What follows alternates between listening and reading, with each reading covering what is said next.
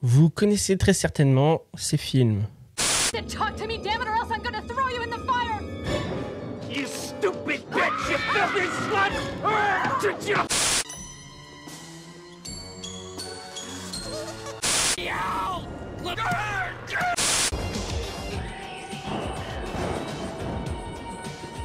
Aujourd'hui, je vais vous raconter l'histoire d'une des poupées les plus terrifiantes du cinéma et qui aurait inspiré le créateur des films Chucky et qui existe réellement. Cette poupée, c'est Robert.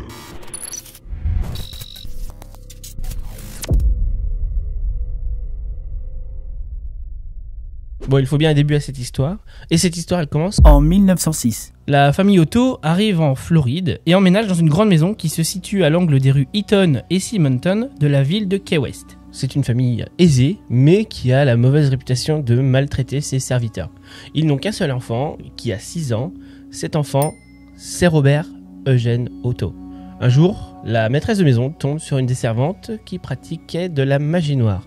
Elle se fait virer sur le champ. Et pour se venger, la servante confectionne une poupée qui ressemble étrangement à Robert, le petit garçon de la famille Otto. Elle est confectionnée à partir de guenilles et de paille, et même des cheveux humains, mais ça n'a jamais été prouvé, en sachant que la rumeur est quand même présente. Lorsque la servante offre la poupée à Robert, c'est le coup de foudre. Il ne la quitte plus, il dort avec, il lui donne même ses vêtements et même son prénom. La poupée devient la poupée Robert.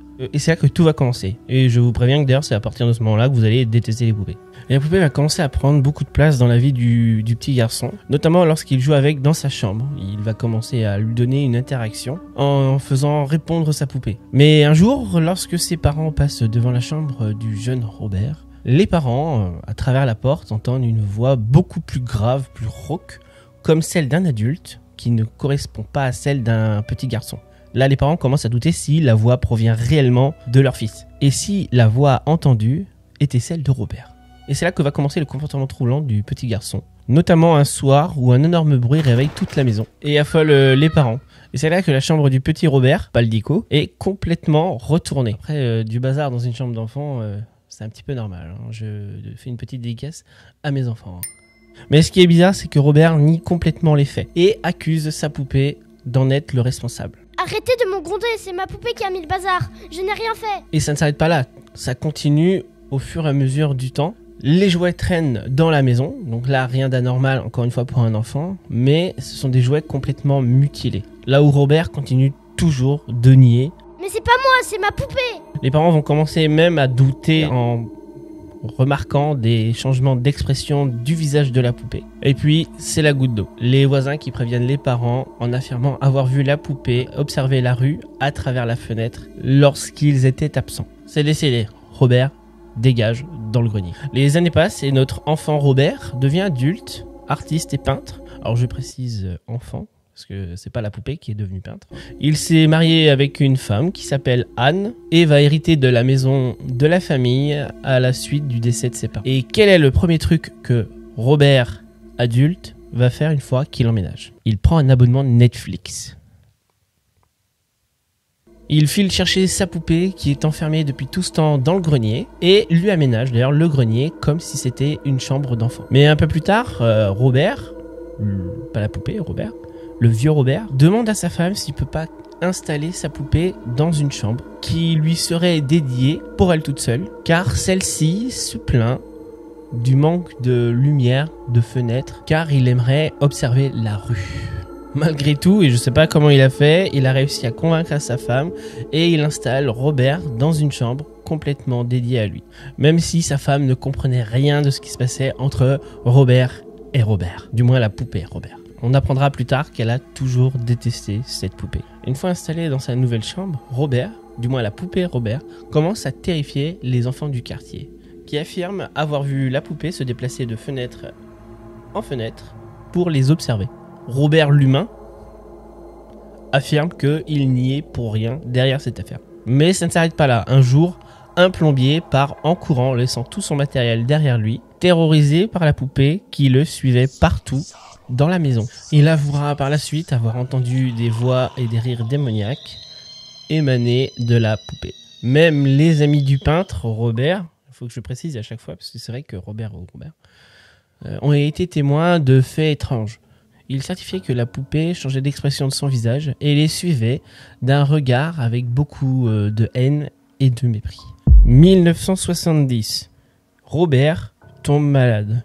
Assez grave d'ailleurs. Et là où on peut voir un comportement étrange, Robert a préféré passer ses derniers moments avec sa poupée et non avec sa femme. Il meurt 4 ans plus tard, en 1974, dans la chambre d'amis, avec sa poupée dans les bras. La femme de Robert est en deuil et a du mal à s'en remettre. Elle vend la maison et laisse Robert dans le grenier. Mais l'histoire ne s'arrête pas là. Quelques années plus tard, une nouvelle famille s'installe dans le manoir des Otto et la poupée Robert est découverte par la nouvelle petite fille qui vit dans la maison. Une nuit, la petite fille réveille toute la famille en hurlant et en pleurant, affirmant avoir vu Robert courir et sauter partout dans la chambre. C'est quand même le deuxième enfant qui le voit bouger. Elle dit même à ses parents Robert est monté sur mon lit et il voulait m'attaquer. Là par contre la famille n'attend pas. Elle prend une décision rapide et même radicale. Elle le confie au Forest Martello Museum, le musée de la ville. D'ailleurs, la poupée Robert y est toujours exposée. Et pour lui rendre visite, justement, il y a une règle simple à respecter. Ne prenez pas de photos